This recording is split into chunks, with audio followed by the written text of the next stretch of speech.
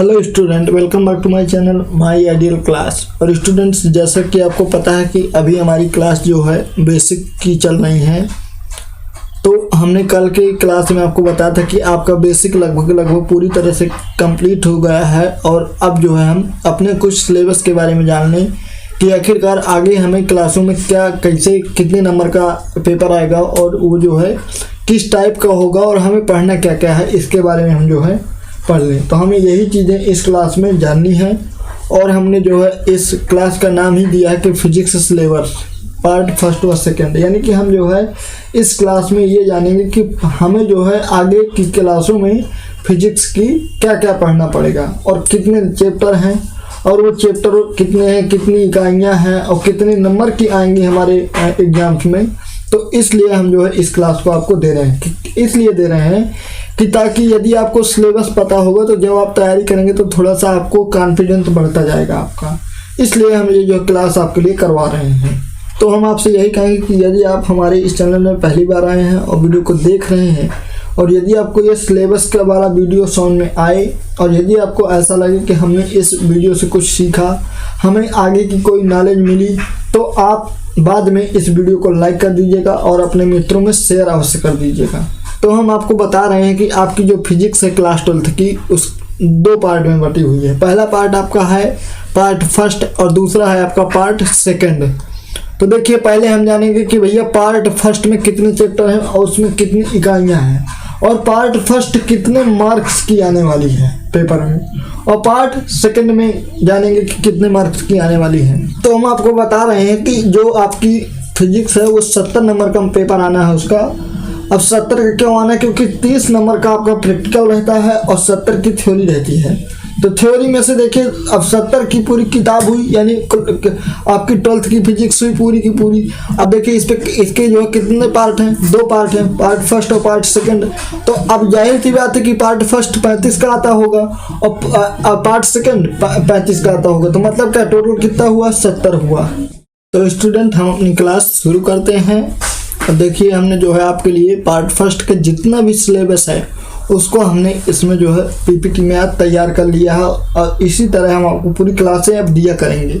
आपसे हमने पिछली की क्लासों में कहा था ना कि आपको जो है 8-10 दिन किसी तरह से कवर करना है। तो आपका धन्यवाद, यदि जिस तरह आपने उन वीडियो पे हमें व्यूज दिए हैं और लाइक दिए हैं, कमेंट दिए हैं, तो इसी तरह आप हमारा जो है सपोर्ट करते रहिए हम आपकी जो है यहाँ से सहायता करते रहेंगे। तो देखिए, आपकी जो फिजिक्स की पहली यूनिट है, यानी पहली इकाई है, उसका नाम है स्थिर वैद्युत की, जिसे आप क्या बोलते हैं? इलेक्ट्रोस्टैटिक्स बोलते हैं। अब देखिए, इलेक्ट्रोस्टैटिक्स ये हम जब अगली क्लास आएगी हमारी, उस क्लास में हमें यही यूनिट जो है पढ़नी है पार्ट फर्स्ट से। तो देखिए, इस यूनिट के अंतर्गत आपको 4 लेसन पढ़ने हैं। पहला लेसन है आपका कूलाम का नियम तथा वैद्युत क्षेत्र, जिसे आप coulombs law and electric field बोलते हैं। और देखिए, दूसरा लेसन इसी में है आपका वैद्युत फ्लक्स तथा गॉस की प्रमेय, इसको आप क्या बोलते हैं? Electric flux and Gauss theorem. और तीसरा चैप्टर इसमें लगा है इसी इकाई में वैद्युत विभव यानी इलेक्ट्रिक पोटेंशियल। और चौथा लेसन लगा है संधारित्र तथा परावैद्युत यानी कि कैपेसिटर एंड डाई इलेक्ट्रिक। यानी कि आपको यूनिट 1 में कितने लेसन पढ़ने होंगे? 4 लेसन पढ़ने होंगे। तो ये तो आपके कुमार मित्तल की बात है। कुमार मित्तल के अनुसार 4 चैप्टर हुए, लेकिन आपकी एनसीईआरटी ये कहती है कि 2 लेसन से 1 चैप्टर बनता है। यानी आपकी जो एनसीईआरटी का सिलेबस है उसमें पहला और दूसरा चैप्टर एक साथ दिया हुआ है। मतलब क्या हुआ कि 2 लेसन ये जो है आपके फर्स्ट सेकंड, ये 1 लेसन है और तीसरा चौथा 1 लेसन है। मतलब यूनिट 1 में कितने लेसन बने? 2 लेसन बने। किसके अनुसार? आपकी एनसीईआरटी बुक के अनुसार। और जो आपकी कुमार मित्तल वाली किताब है या फिर कोई अन्य लेखक की किताबें हैं, उनमें आपके 4 लेसन बने। यानी कि हमें मतलब क्या कि स्थिर वैद्युत के अंतर्गत हमें 4 लेसन जो है तैयार करने हैं और एनसीईआरटी के अनुसार 2 लेसन तैयार करने हैं, यानी दो का 1 लेसन बनाया गया है। और देखिए, ये तो हो गई कि लेसन ये है। अब ये कितने मार्क्स के आएंगे हमारे एग्जाम में, इसे भी देख लीजिए। तो जब आप यूनिट 1 पूरी तरह से कंप्लीट कर लेंगे, यानी कि स्थिर वैद्युत को पूरी तरह से जब आप तैयार कर लेंगे, यानी इन 4 लेसनों को पढ़ लेंगे, इनके न्यूमेरिकल्स कर लेंगे, इनकी थ्योरी कर लेंगे, जितनी भी डिफिनेशंस हैं उन्हें कर लेंगे, तब आपके चारों लेसन कितने के तैयार होंगे? ये तैयार होंगे आपके 8 नंबर के। मतलब क्या हुआ कि जब आप चारों लेसन तैयार कर लेंगे तो आपका 8 नंबर की तैयारी हो जाएगी। तो हमें उम्मीद है कि आपको पहली यूनिट की जितना भी सिलेबस है और जितने मार्क्स का आपके एग्जाम में आएगा ये आपको समझ में आया होगा। तो अब देखिए हम आपको यूनिट 2 के बारे में बताते हैं। और देखिए यूनिट 2 है आपकी, जो उस यूनिट का नाम क्या है? धारा विद्युत या फिर विद्युत धारा भी बोला जाता है। आप चाहे विद्युत धारा लिख दीजिए तो वही है, धारा विद्युत बोल दीजिए तो वही। इंग्लिश में क्या बोला जाता है? Current electricity, current electricity. अब इससे हम थोड़ा सा आपको बताना चाहेंगे कि लोग हमारे गांव देहातों में या फिर घरों में क्या बोलते रहते हैं कि बिजली आ गई, बल्कि बिजली शब्द क्या होता है? गलत होता है, साइंस कहती है। साइंस के अनुसार हमें क्या बोलना चाहिए? करंट आ गया, यानी कि विद्युत आ गया, ये बोलना चाहिए। बल्कि हम क्या बोलते रहते हैं? बिजली बोलते रहते हैं। बिजली शब्द क्या है वहाँ पे? गलत है। तो देखिए हम इस पे क्या पढ़ेंगे यूनिट 2 में? यूनिट 2 में हमें पढ़ना है क्या? वैद्युत चालन, यानी कि 5वां चैप्टर है वैद्युत चालन, इलेक्ट्रिकल कंडक्शन। क्या पढ़ना है? इलेक्ट्रिकल कंडक्शन यानी वैद्युत चालन। और 6वां लेसन आपका लगा है किरचॉफ के नियम तथा वैद्युत परिपथ, यानी कि Kirchhoff's law and electrical circuits. इससे बेटा आपके एग्जाम में बहुत ज़्यादा प्रश्न पूछा जाता है। और हम आपसे एक बात और बताएं कि जो आपका प्रैक्टिकल बचता है 30 मार्क्स का, उनसे भी ज़्यादातर इन्हीं लेसनों से क्वेश्चन बनता है। मतलब क्या हो कि यूनिट 2 आपकी क्या है? विद्युत धारा है, ये धारा विद्युत है। कितने लेसन है इसमें? 2 लेसन है। क्या नाम है उनका? वैद्युत चालन और किरचॉफ के नियम तथा वैद्युत परिपथ। और यदि हमें इसके एग्जाम में आने की मार्क्स की बात करें कि आखिरकार ये लेसन जो है दोनों, यानी कि दूसरी इकाई कितने मार्क्स की आएगी हमारे एग्जाम में, तो ये आपकी आनी है बेटा जी 7 मार्क्स की। कितने की आनी है? 7 की, 7 नंबर की आएगी। और देखिए तीसरी यूनिट है आपकी विद्युत धारा तथा चुंबकीय प्रभाव तथा चुंबकत्व। तो देखिए इकाई का नाम काफ़ी बड़ा है, तो जितना बड़ा नाम है ना उतने बड़ा इसके अंदर काम भी है। नाम तो बड़ा है, ये काम भी काफ़ी बड़ा है इसके अंदर। यानी कि विद्युत धारा के चुंबकीय प्रभाव के बारे में हमें पूरा का पूरा पढ़ना है कि आखिरकार जो विद्युत है उसमें चुंबक का गुण किस तरह पाया जाता है और ये चुंबकत्व क्या है। मतलब हमें तीसरी इकाई में विद्युत धारा के चुंबकीय प्रभाव के बारे में पढ़ना है और चुंबकत्व के बारे में पढ़ना है।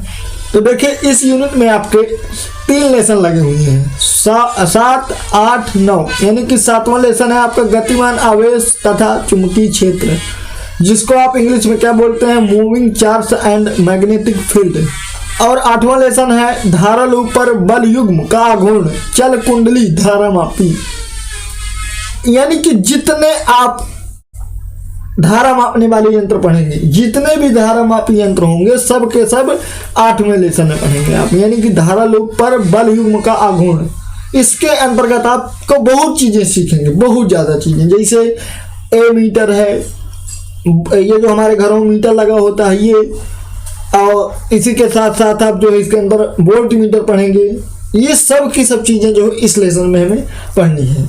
और यदि हम इसको इंग्लिश में जाने तो ये होता है टर्क्यू ऑन द करंट लूप, यानी कि धारा लूप पर बल युग्म का आघूर्ण। और चल कुंडली धारा मापी का मतलब हो कि मूविंग कोयल गैल्वेनोमीटर, यानी कि गैल्वेनोमीटर के बारे में पूरी तरह से जानेंगे कि आखिरकार गैल्वेनोमीटर क्या होता है, वोल्ट मीटर क्या होता है, चल कुंडली धारा मापी यंत्र क्या होता है, ये सब चीजें हम जानेंगे।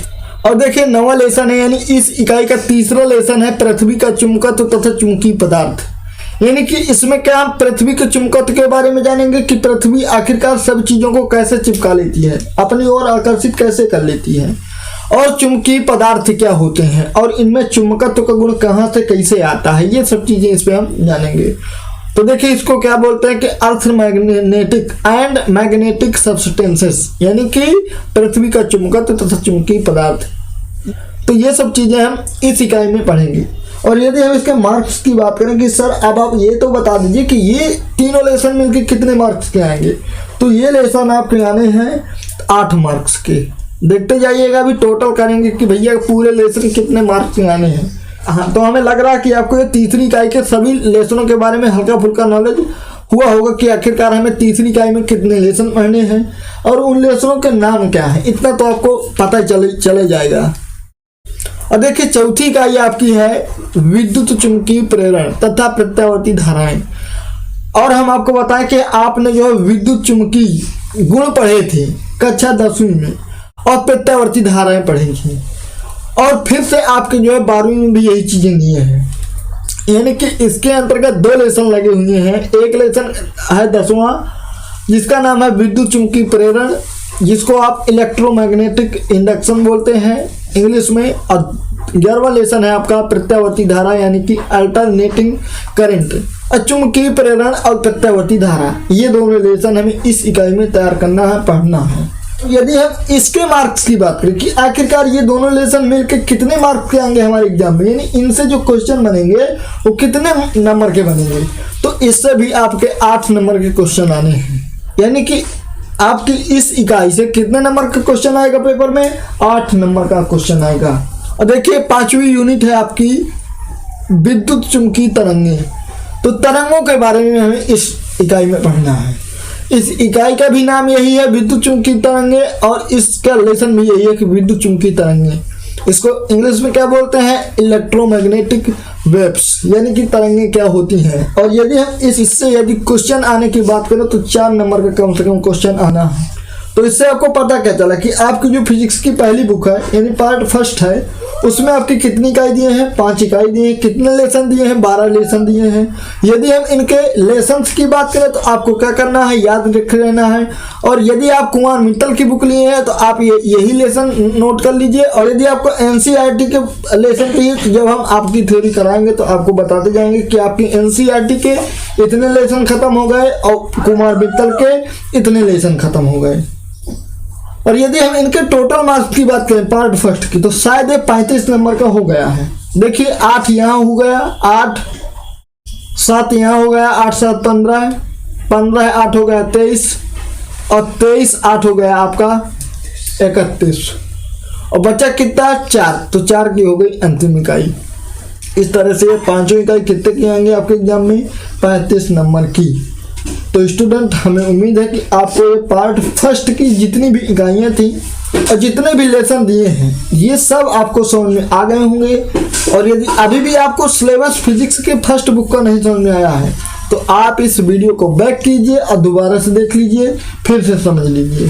तो अब हम जो है सेकंड बुक की भी लेसन और इनके जो है पूरी तरह से चीज़ें समझ लेते हैं कि आखिरकार इसमें कितनी इकाइयाँ दिए हैं और कहाँ से हमें क्या पढ़ना है। तो देखिए पार्ट सेकंड हमने यहाँ से इसका जो है सिलेबस बनाया है, और आपकी यहाँ से 6वीं इकाई मान लीजिए, चाहे आप सेकंड बुक की फर्स्ट इकाई मानिए और चाहे आप उसी के आगे इकाई 6 मान लीजिए।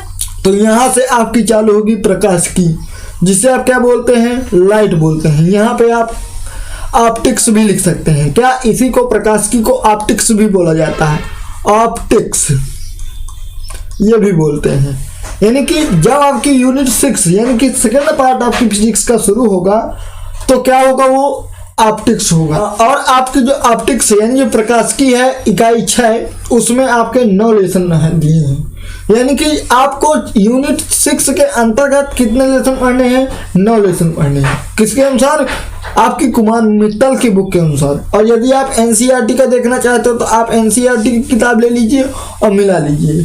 तो देखिए यदि आप उस 12 लेसन के बाद यदि सेकंड उसी के आगे पढ़ें तो आपका ये 13वां लेसन है। और यदि आप नहीं 13वां मानना चाहते तो आप सेकंड बुक का पहला लेसन भी मान सकते हैं। तो ये आपका अगला लेसन क्या है, प्रकाश का परावर्तन, गोली दर्पण तथा प्रकाश का अपवर्तन। ये सब चीजें आप क्लास 10th में पढ़ चुके हैं, आपको बहुत अच्छी तरह से पढ़ाया गया होगा। और यदि नहीं पढ़ाया गया है, नहीं सीखे हैं, तो आप क्लास 12th में भी पढ़ लीजिएगा। और एक बात और कहेंगे कि यदि आपको वो क्लास 10th वाली बातें याद होंगी, सीखा होगा, यदि आपने अच्छे से तैयारी की रही होगी तो आपको ये लेसन तैयार करने में कोई प्रॉब्लम ना होगी। इसको आप इंग्लिश में क्या बोलते हैं, reflection of light, spherical mirrors and refraction of light. और देखिए जो आपका 14th लेसन है यानी 14वां लेसन है, वो है आपका प्रकाश का गोली पृष्ठों पर अपवर्तन, लेंस। आप देखिए आपने ऊपर क्या पढ़ा, टर्मिनेशन में प्रकाश का अपवर्तन का नियम पढ़ा कि प्रकाश का अपवर्तन किस तरह से होता है, और इसके अंतर्गत आप पढ़ेंगे कि लेंसों में प्रकाश कैसे अपवर्तन करता है, यानी कि उसमें क्या पढ़ेंगे, दर्पण में अपवर्तन पढ़ेंगे और इसमें लेंसों में प्रकाश का अपवर्तन पढ़ेंगे। और इसको आप क्या बोलते हैं इंग्लिश में, refraction of light, spherical surfaces, lenses, ये सब। तो आप जो है लेंस भी खूब अच्छी तरह से कक्षा 10 में पढ़ेंगे, आखिरकार लेंस हमारे कितने प्रकार के होते हैं, कैसे होते हैं, इनका कार्य क्या है, ये कहाँ यूज किए जाते हैं, ये सब आप जो है सीखे हैं। और देखिए आपका जो 15वां लेसन है, यानी कि 6वीं इकाई का तीसरा लेसन है, वो है प्रिज्म द्वारा प्रकाश का अपवर्तन तथा परिक्षेपण। ये भी आप क्लास 10th में पढ़ चुके हैं। इसको आप इंग्लिश में क्या बोलते हैं, refraction and dispersion of light through prism, यानी कि प्रिज्म द्वारा प्रकाश का अपवर्तन तथा परिक्षेपण। प्रिज्म खूब अच्छी तरह से आपको क्लास 10th में समझाया गया होगा और आपने तैयार किया होगा, तैयारी बढ़िया रही होगी आपकी। और यदि नहीं रही है, कमजोर है, तो मान लीजिए हल्का फुल्का तो आपको दिक्कत इसमें मिलने वाली है। और यदि आपने क्लास 10th में बढ़िया तैयारी की होगी या मान लीजिए आपने कोचिंग की होगी, तो आपकी ये वाली इकाई बढ़िया चलेगी और बढ़िया समझ में आएगी आपको, क्योंकि इसके जो न्यूमेरिकल्स हैं वो 10वीं से मिलते जुलते हैं, उसके जो सूत्र हैं मिलते जुलते हैं, बस थोड़ा सा अंतर ये रहेगा कि इसमें डेरिवेशन हल करने पड़ेंगे और क्लास 10th में क्या था कि डेरिवेशन नहीं थे, ये अंतर रहेगा। और देखिए यदि हम इसी इकाई के अगले लेसन की बात करें, यानी चौथे की, और यानी कि 16वें लेसन को देखें, तो वो है आपका मानव नेत्र तथा दृष्टि दोष, यानी जिसे क्या बोलते हैं, human I and defects of vision. आप देखिए बेटा जी, ये लेसन भी आपके क्लास 10th में था, आपने पढ़ा है कि मानव नेत्र क्या होता है और मानव नेत्र में दृष्टि दोष कैसे लगते हैं, कौन कौन से दृष्टि दोष होते हैं, इनको कैसे दूर किया जाता है, ये सब चीजें आप ये भी पढ़े हुए हैं। तो हमें लग रहा है कि यदि आपने पढ़ा होगा तो आपको अंदर से तो थोड़ी बहुत फीलिंग आ रही होंगी कि चलो भाई कुछ तो पढ़ा हुआ मिला, समझ में आएगा। और देखिए आपका जो अगला लेसन है, यानी इस इकाई का 5वां लेसन और आपकी फिजिक्स का 17वां लेसन, यह है आपका प्रकाशिक यंत्र, यानी ऑप्टिकल इंस्ट्रूमेंट्स। ये आपके क्या होते हैं, कुछ प्रकाशिक यंत्र हैं जैसे सूक्ष्मदर्शी, दूरदर्शी, इस तरह के इस यंत्र जो है इस लेसन में हम पढ़ेंगे कि आखिरकार सूक्ष्मदर्शी को क्या होती है, दूरदर्शी क्या होती है, और ये हमारे दैनिक जीवन में किस तरह कब यूज की जाती है, इसमें कौन सा लेंस लगा होता है, क्या होता है, ये वगैरह वगैरह इसके अंदर हम सब पढ़ेंगे। अब देखिए आपका इस इकाई का 6वां लेसन है तरंग प्रकाश की तथा हाइगेंस का सिद्धांत, जिसे आप इंग्लिश में wave nature of light and Huygens principle कहते हैं। अब देखिए हाइगेंस का सिद्धांत आपके पेपर में अतरा के निश्चित आता है। अगर मान लीजिए इस साल नहीं आया तो अगले साल अवश्य आएगा, या मान लीजिए एक साल नहीं आया तो क्या पता वो दोनों साल दे दे, ये कोई निश्चित नहीं, लेकिन इस लेसन से एक क्वेश्चन निश्चित आता है। तो आपको तरंग प्रकाशिकी में पढ़ाया जाएगा, ये लेसन आपके क्लास 10 में नहीं था। मतलब इसमें क्या है कि तरंग प्रकाशिकी का यह मतलब है कि आखिरकार जो प्रकाश है वो तरंग के रूप में कैसे चलता है और कैसे क्या होता है, ये सब चीजें हमें इस लेसन में पढ़नी है। और यदि हम इस इकाई के अगले लेसन की बात करें और आपकी फिजिक्स की बुक की 19वें लेसन की बात करें, तो यह है आपका व्यतिकरण। भैया इससे भी आपका अच्छा खासा क्वेश्चन आता है, जिसे आप क्या बोलते हैं, इंटरफ्रेंस बोलते हैं। और देखिए यदि हम अगले लेसन की बात करें, यानी 20वें लेसन की बात करें, वो है आपका विवर्तन, जिसे आप क्या बोलते हैं, डिफ्रैक्शन बोलते हैं, डिफ्रैक्शन।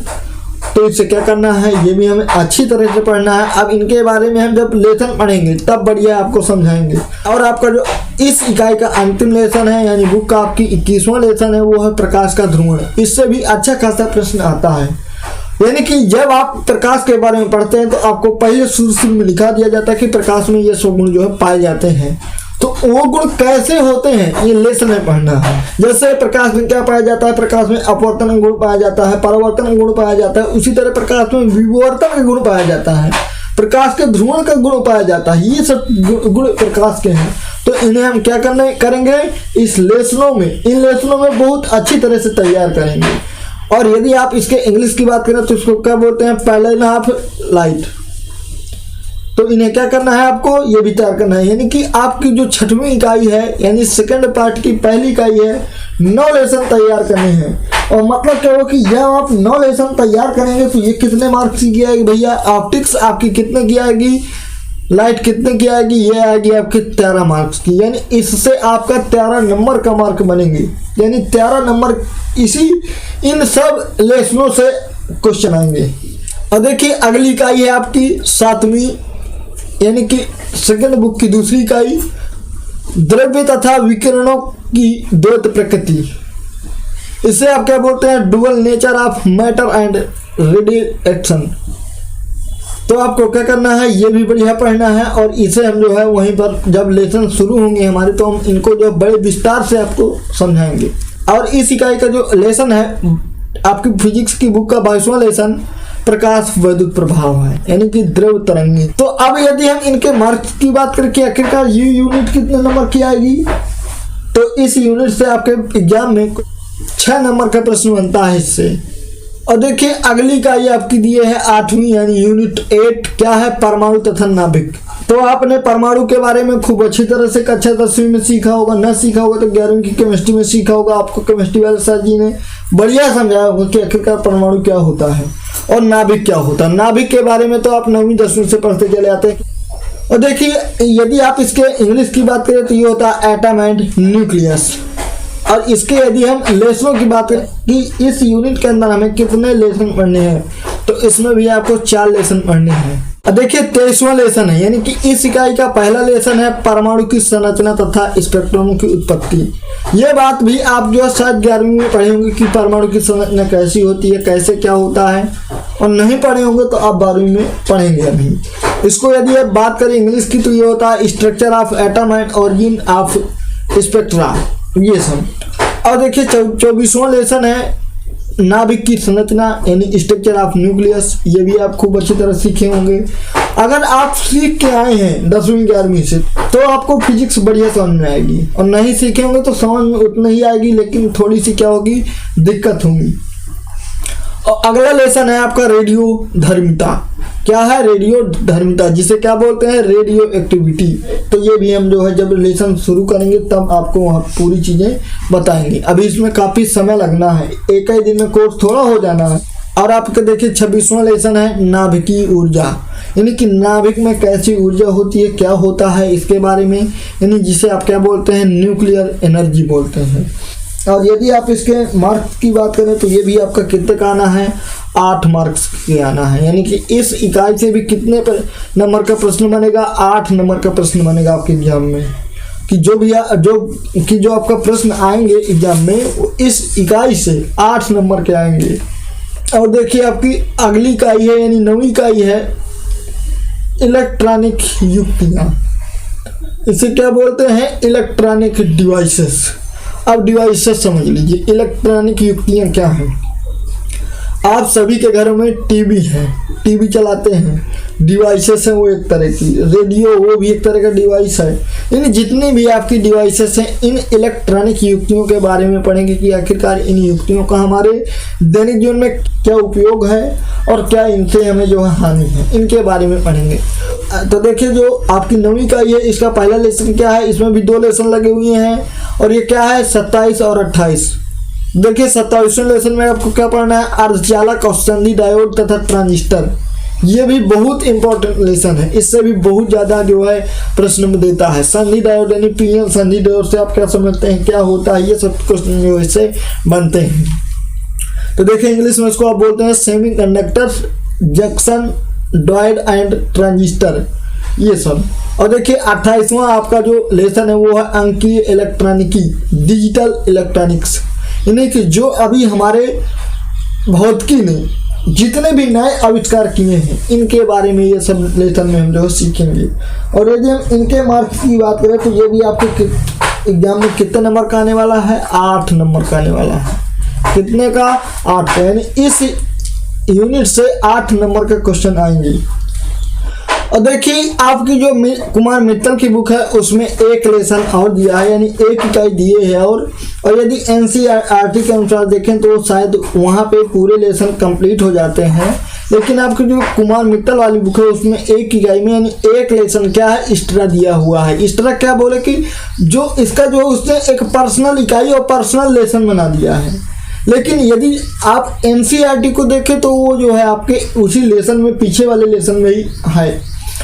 तो इसे आप क्या करना है, इसको हमें जो उसी लेसन में तैयार करना होगा, यानी जो पीछे इकाई चली उसी के अंतर है। लेकिन हम कुमार मित्तल से ये पूरी चीज़ें जो बनाए हैं, इसलिए ये यहाँ पे एक्स्ट्रा हो गया है।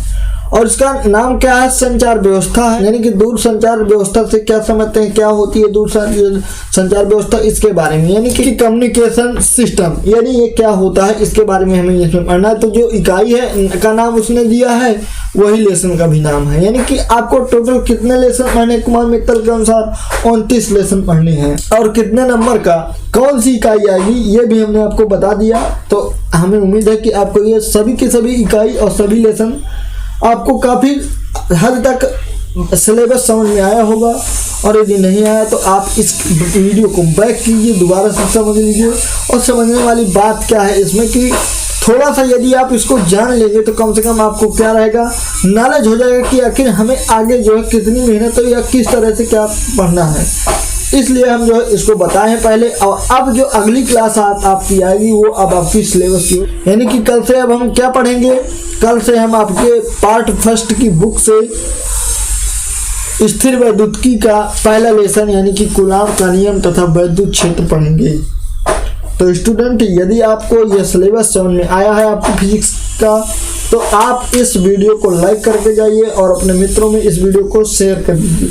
और यदि आपने अभी तक हमारे इस चैनल को सब्सक्राइब नहीं किया है तो चैनल को सब्सक्राइब कर लीजिए, अब बेल आइकन प्रेस कर लीजिए, ताकि इसी तरह की वीडियो की नोटिफिकेशन आप तक पहुंचती रहे और आप आगे जो है मेहनत करते रहें और आपको पूरी की पूरी वीडियो की नोटिफिकेशन टाइम पर टाइम मिलती रहे। और हम उन विद्यार्थियों से ये एक बात और कहना चाहेंगे, जो विद्यार्थी हमारे वीडियो को देखते हैं लेकिन चैनल को सब्सक्राइब नहीं किए हुए हैं, तो वो चैनल को कृपया करके सब्सक्राइब कर लें और बेल आइकन प्रेस कर लें।